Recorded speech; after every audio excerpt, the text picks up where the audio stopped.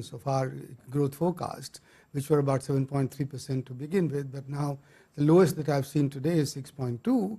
But that 6.2 is a deep slowdown. I mean, that's really isn't that a bit going over the top? Because I think many countries will give their left leg to get 6.2%. For the year, for this.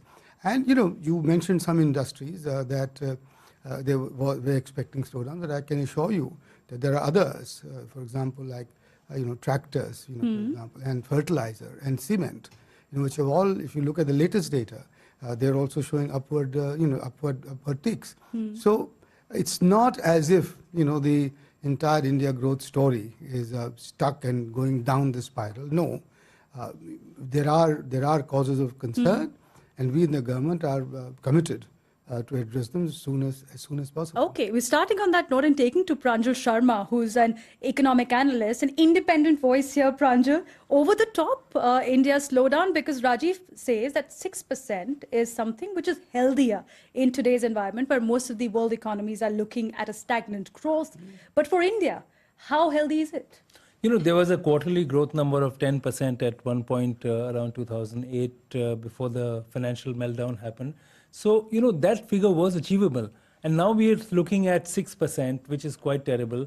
If you think that we could have been at 8%, we could have been at 7%. Now, it may not be a slowdown in a technical sense, but there is definitely a slowing down which is happening. There is some kind of a freeze in the system. So the private investment cycle is not picking up the way it should have. And we've been waiting for that for the last few years, because we were hoping that this government, the second term of this government, things should pick up. And I hope that economy would become a far bigger priority for the government than it has been. But I think unless that phrase which we often use of getting the animal spirits unleashed in the Indian economy, unless that happens, I think we are going to be in for a bit of a dismal time. Well, Shweta Punj, who's the deputy editor of India Today magazine, is also joining us. Shweta, which gentleman do you agree with? Animal spirits, which is about encouraging investment by businesses and by consumers. Is India headed that way right now, as Rajiv pointed out, or we need to revive that? Well, let me begin by congratulating Rajiv on his optimism. I love that. And of course, if the government says that it's all gloom and doom, then there is really no hope in hell. So I love the optimism, but I have to agree with Pranjal here that things are grim. Yes, 6.2% seems like a good number, but we have to remember that India has grown at over 8% in the past. And if India has to achieve the $5 trillion economy mark that the Prime Minister has set as the goal for the Indian economy to grow at and to become, then India needs to grow at over 7% at the very least. And look at all the big macroeconomic indicators. You look at your manufacturing sector, you look at automobiles, you look at credit growth in the country. Everything is on a slide. I'm not saying that the government is responsible for all that's gone wrong, but clearly there's a problem that needs to be fixed.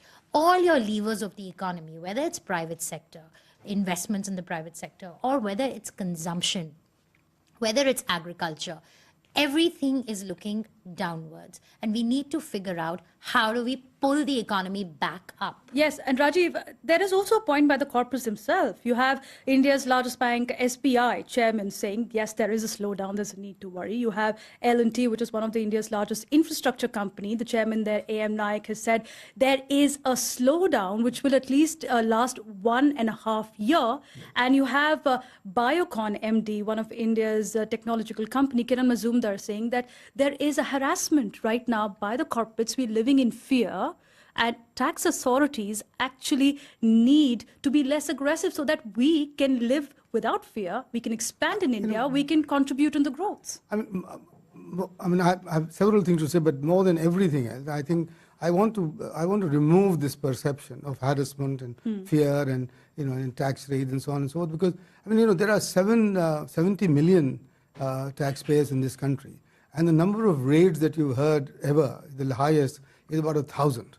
Now that doesn't make for for an atmosphere or a perception of fear and harassment and tax terrorism, etc. that we've called about. I think this is really is not a correct picture at all. In fact, if 97% of our tax reimbursements are online. 93 or 95, I'm not completely clear. Filings now are online. The number of scrutinies that you do have gone down significantly, and and they have also now become randomized, so that the person human touch is not there. So I think this crib about tax harassment, etc. But I think Rajiv, it is rooted in reality. It's not only No, but Kiran but Mazumdar Shweta- Shaw saying no, but that Shweta- tax harassment Shweta, is but, happening. this- Startups have complained about angel tax. But you have being we have hounded sorted by that tax out. The inspectors. angel tax has been addressed. Right, after and- 2 But the years. fact is that after 2 years, yes. But the fact is that it has been addressed. I just gave you that number. That of the number of tax filers in this country. Okay. But, just one other thing. Okay. Just one other thing, which is that I wanted to say that that there is not the is not the situation that everything is going down, because one must recognize the 6th year in continuation that you've had a subnormal rainfall. The first time in post-independent India, 6 consecutive years that you had a below normal rainfall, and yet agriculture has grown 2.3%. Rural wages are not growing, Rajiv. Rural wages are again between 2.9 to 3%. In fact, I have a data which is from your think tank, which says that in real terms, between 2011-12 to 2015-16, and this is a report of 2017, rural wages growth is just negative 1.36%. So where is the growth coming? Where is the growth coming from?